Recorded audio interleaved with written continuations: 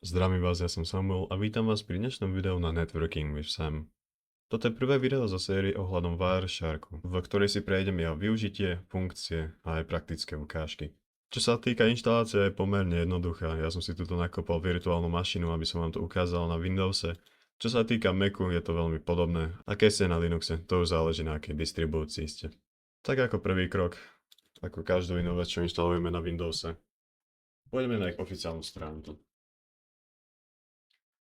Tuto jednoducho vyberieme download. A keby ste náhodou potrebovali a chceli si prečítať také na príjemné večerné čítanie, nájdete tu aj oficiálnu dokumentáciu, aj nejaké iné podanie.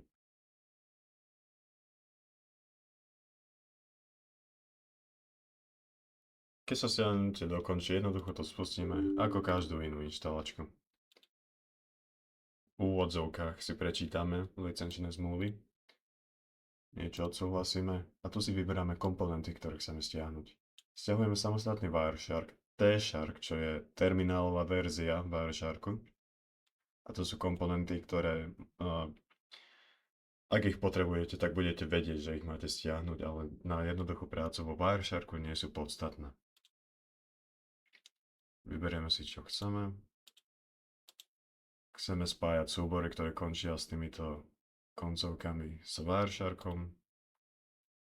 Lokácia, kde sa stiahne. Wireshark využíva packet driver a každý systém má zvyčajne vlastný. Na Windowse máme npcap. Zvyčajne, ja už mám stiahnutý.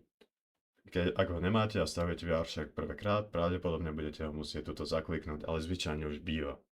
A keby ste pre nejaký dôvod chceli nejaký iný, dá sa to aj nahradiť a potom v Wiresharku prenastaviť.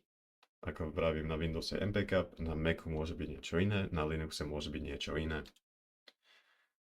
USB cap momentálne nepotrebujeme, to je ďalší komponent Wiresharku, na teraz nepodstatný ho dám. Len vybrať jednoducho dáme stiahovať a urobí to za nás. Po dokončení jednoducho dáme finish.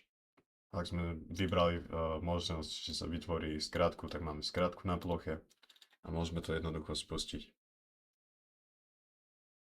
Ak nám to v poriadku funguje, malo by sa nám to otvoriť.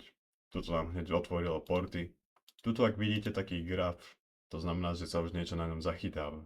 Lenže Wireshark, prácu s ním potrebujete administratorské práva, ja ich tu mám, takže ak ich nemáte, budete si ich musieť získať. A vyzerá to, že mám prázdnu čiaru. Ale to preto, že žiadny trafik nejde momentálne cez virtuálnu mašinu. Kebyže otvorím zase Wireshark, alebo stránku.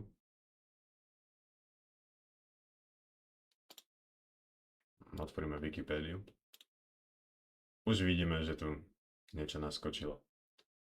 Štandard Wiresharku je biely režim, ale nedá sa to veľmi zmeniť, aspoň v čase tohto nahrávania.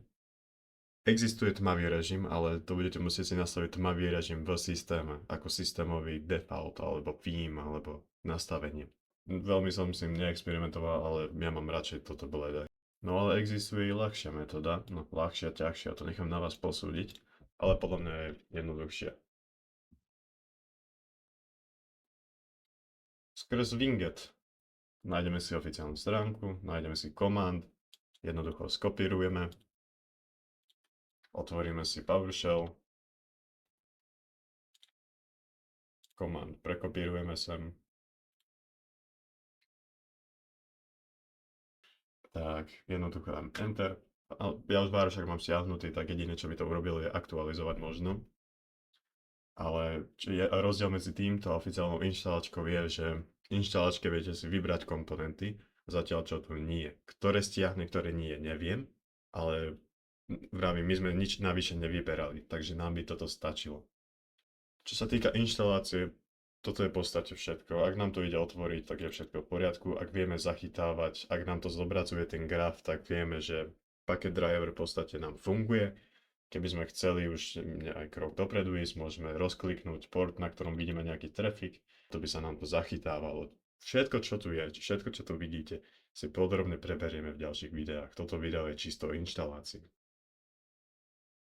Toto je veľmi jednoduché spojazenie, aspoň na platforme Windows. Ak ste na Linuxe, choďte na oficiálnu dokumentáciu vašej distribúcie, ak ste na Macu, tam by to malo byť ešte ľahšie. Ďakujem za vašu pozornosť, uvidíme sa v ďalšom videu.